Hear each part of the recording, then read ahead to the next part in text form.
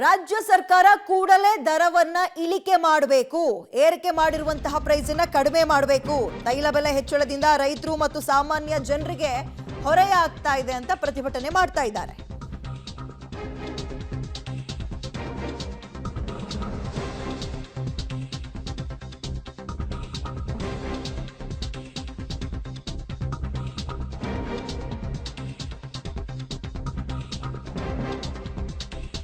ರಾಜ್ಯ ಸರ್ಕಾರ ಕೂಡಲೇ ದರ ಇಳಿಸಬೇಕು. ನೀರಿನ ದರ ಒಂದ್ ಕಡೆ ಜಾಸ್ತಿ, ಬಸ್ ಟಿಕೆಟ್ ದರಕ್ಕೂ ಕೂಡ ದರವನ್ನ ಏರಿಕೆ ಮಾಡೋಕೆ ಮುಂದಾಗ್ತಾ ಇದ್ದೀರಿ.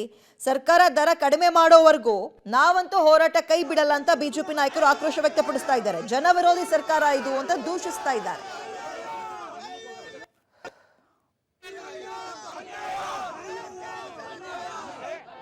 ಜನ ವಿರೋಧಿ ನೀತಿ, ಸರ್ವಾಧಿಕಾರಿ ನೀತಿ, ಶಾಂತಿಯುತವಾಗಿ ಸೈಕಲ್ನಲ್ಲಿ ಹೋಗೋದಕ್ಕೂ ಬಿಡದೇ ಇರತಕ್ಕಂಥ ಸರ್ವಾಧಿಕಾರಿ ನೀತಿ ವಿರುದ್ಧ ನಮ್ಮ ಹೋರಾಟ ಇದೆ. ಈ ಜನ ವಿರೋಧಿ ನೀತಿಯನ್ನು ಹಿಂತೆಗೆದುಕೊಳ್ಳೋವರೆಗೂ ನಾವು ವಿಧಾನಸಭೆ ಒಳಗೆ ವಿಧಾನಸಭೆ ಹೊರಗೆ ಹೋರಾಟ ಮಾಡ್ತೇವೆ, ಜನಾಭಿಪ್ರಾಯವನ್ನು ರೂಪಿಸ್ತೇವೆ. ಈ ಸರ್ಕಾರ ಇಂಧನ ಬೆಲೆ ಹೆಚ್ಚಳ ಮೂಲಕ, ನೀರಿನ ಬೆಲೆ ಹೆಚ್ಚಳ ಮೂಲಕ, ವಿದ್ಯುತ್ ಶಕ್ತಿ ದರ ಹೆಚ್ಚಳ ಮೂಲಕ ಜನ ವಿರೋಧಿಯಾಗಿ ವರ್ತನೆ ಮಾಡ್ತಾ ಇದೆ.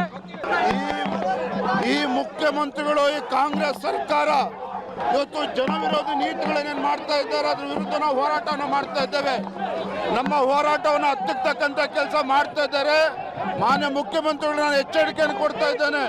ಇವತ್ತು ಪೆಟ್ರೋಲ್ ಡೀಸೆಲ್ ಇವತ್ತು ಇಂಥ ಬರಗಾಲದ ಸಂದರ್ಭದಲ್ಲೂ ಕೂಡ ಹೆಚ್ಚು ಮಾಡಿ ರೈತರಿಗೂ ಅನ್ಯಾಯ ಮಾಡಿದ್ದೀರಿ, ಸಾಮಾನ್ಯ ಜನರಿಗೂ ಕೂಡ ಹೊರೆ ಹಾಕಿದ್ದೀರಿ. ತತ್ಕ್ಷಣ ನಿರ್ಧಾರದಿಂದ ಹಿಂತೆಗೆದುಕೊಳ್ಬೇಕು.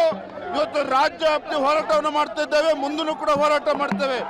ಯಾವುದೇ ಕಾರಣಕ್ಕೂ ನಿಮ್ಮ ಲಾಟಿಗೂ ನಾವು ಸೈಲೆಂಟ್ ಆಗಿ ಸೈಕಲ್ ಜಾಥಾ ಮಾಡೋಕ್ಕೂ ಬಿಡ್ತಾ ಇಲ್ಲ, ಹೋರಾಟವನ್ನ ಹತ್ತಿಕ್ಕೋ ಕೆಲಸ ಮಾಡ್ತಾ ಇದ್ದಾರೆ ಅಂತ ಮಾಜಿ ಶಾಸಕ ಹಾಗೆ MLC ಸಿಟಿ ರವಿ ಅವರು ಜೊತೆಗೆ ವಿಜಯೇಂದ್ರ ಅವರು ಸೇರಿದಂತೆ ಇನ್ನು ಹಲವು ನಾಯಕರು ಆಕ್ರೋಶವನ್ನ ವ್ಯಕ್ತಪಡಿಸ್ತಾ ಇದ್ದಾರೆ.